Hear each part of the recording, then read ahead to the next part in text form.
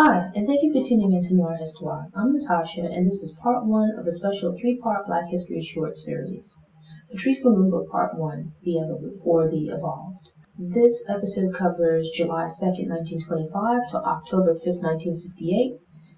He's notable for being the first Prime Minister of the Democratic Republic of the Congo, nationality Congolese. Patrice Emery Lumumba was born into a poor farming family in Onolua, a village in the Congo's Kasai province.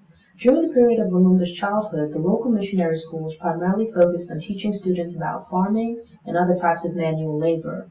The schools were intended to prepare them for a limited range of physically demanding jobs, so only 1 hour per day was dedicated to learning from books.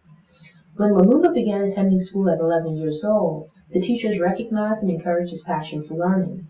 They loaned him books so he could study on his own, reading before it got too dark as his parents could not afford for him to read by candlelight. After 4 years of primary school, Lumumba moved on to Shumbe Santi Marie's secondary school. He studied at Shumbe for 3 years, but left without a diploma, most likely due to financial reasons. With his education cut short, Lumumba moved around for work, first to Kindu, next Kalima, then Leopoldville, which is now Kinshasa, and finally Stanleyville, which is now Kisangani, where he worked as an accountant in the post office. The city was the second largest in the region and boasted features and amenities found in European cities, but Congo had a system of segregation in place that restricted where Africans could live and their use of public facilities and transportation. While Lumumba was unable to take advantage of many of the city's amenities, he was able to use the township library in Mangobo, where he lived. He also became a part of a social group that referred to themselves as Évolué. The social club consisted of African young men who had attended Western mission schools. In addition to exchanging ideas and books with other group members, Lumumba also developed and expanded his knowledge of French and different Congolese languages spoken throughout the country. Lumumba made a decent life for himself in Stanleyville, establishing social, political, and romantic relationships. His father arranged his marriage to Paulina Pangu, who was 11 years his junior, and he found her charming. It was around this time that Lumumba also began writing for Évolué publications, making a name for himself in the process. With the Congo still under colonial rule, Lumumba and the other Évolués successfully petitioned the government for citizenship. After a few years and multiple attempts, Lumumba was finally able to receive a registration card.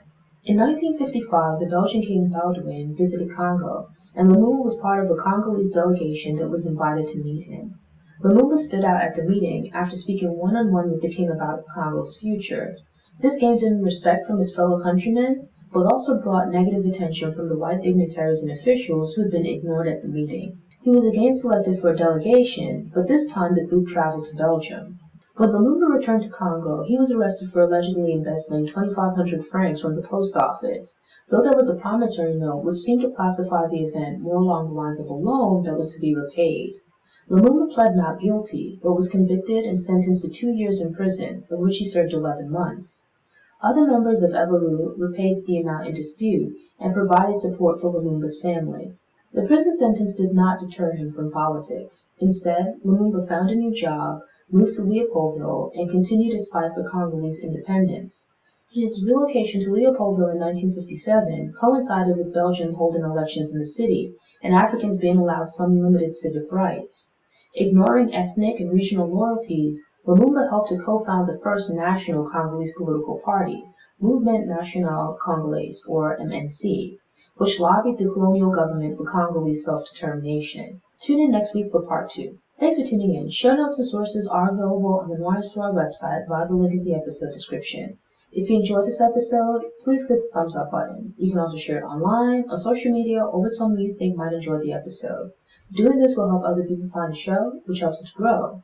If you aren't already subscribed to the Noir Histoire YouTube channel, I hope you subscribe now and return to get motivated, get inspired, and get more stories of Black history made and in the making. Until next time, take care.